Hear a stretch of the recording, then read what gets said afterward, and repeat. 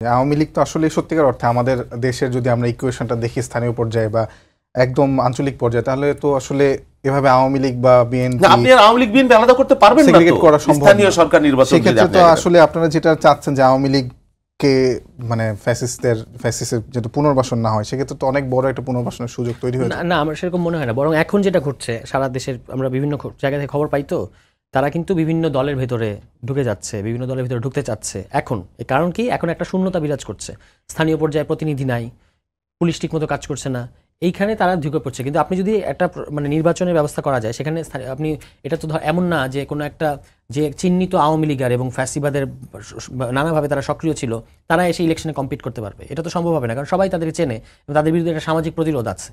সুতরাং ইলেকশনটা হলে আপনার স্থানীয় পর্যায়ে যে এখন যে একটা শূন্যতা আছে এবং নানা ধরনের অরাজকতা ঘটছে, সেটা অন্তত জনপ্রতিনিধিরা ফিল্ডে থাকলে কিছু পরিমাণ এটা মানে ঠিক করা যাবে বলে আমরা মনে করছি। এবং তখন আপনি যারা আওয়ামী লীগের যারা পুনর্বাসিত হতে চাচ্ছে, তাদের বিরুদ্ধে এই স্থানীয় জনপ্রতিনিধি মানে কিন্তু তিনি একটা লিগ্যাল একজন ব্যক্তি, মানে তার একটা লিগ্যাল অথরিটি আছে, তিনি তখন অনেক ধরনের ব্যবস্থা নেওয়ার ক্ষেত্রে জনগণের পাশে থাকতে পারবেন। গাজীপুরে এই ঘটনার ক্ষেত্রে আমরা দেখলাম যে আসলে এই যে ছাত্ররা রাতের বেলা তাদের উপর হামলা হলো এবং একটা ছাত্র শহীদ হলো, এই একটা কাশেম নামে একজন লোক, তো তাদের কিন্তু হঠাৎ করে রাতে তাদের পাশে দাঁড়ানোর মতো কোনো লোক ছিল না, পুলিশকে তারা ডেকে পায় নাই।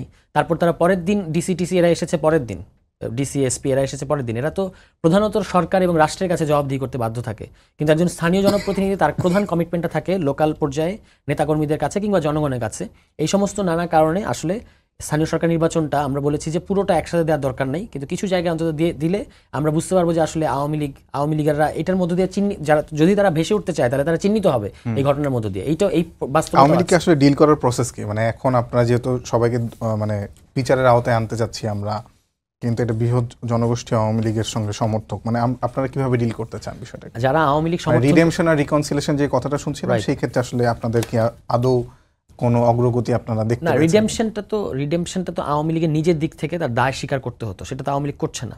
বরং আওয়ামী লীগ এখনও বিভিন্ন জায়গায় চোরাগোপ্তা হামলা করছে এবং এক ধরনের বাংলাদেশের জনগণের উপর একটা যুদ্ধ তারা চাপিয়ে দিতে চায়, ফলে তারা পরিষ্কারভাবে এখন একটা দেশ বিরোধী শক্তি। আওয়ামী লীগ প্রশ্নে অবস্থানগুলো খুব পরিষ্কার, একটা হচ্ছে রাজনৈতিক কাজ, একটা হচ্ছে আপনার আইনি প্রক্রিয়া বিচারের মতো হতে হবে, এবং সরকার বলেছে যে তারা বিচার মানে দ্রুত এগিয়ে নিতে। আমি বলবো যে কিভাবে আপনি বিচারটা করছেন সেটা আরেকটু প্রকাশ্য করা উচিত, আরেকটু দৃশ্যমান করা উচিত, জনগণ দেখা উচিত যে বিচারটা অন্তত আপডেটগুলো আসা উচিত। আমরা সেরকম আপডেট পাই না, বরং আমরা দেখতে পাই যে আইন মন্ত্রণালয় একটা কথা বলে, ট্রাইব্যুনাল আবার সেটা বিরোধিতা করে। এই ধরনের সমন্বয়হীনতা আছে মানে বিচার প্রশ্নে।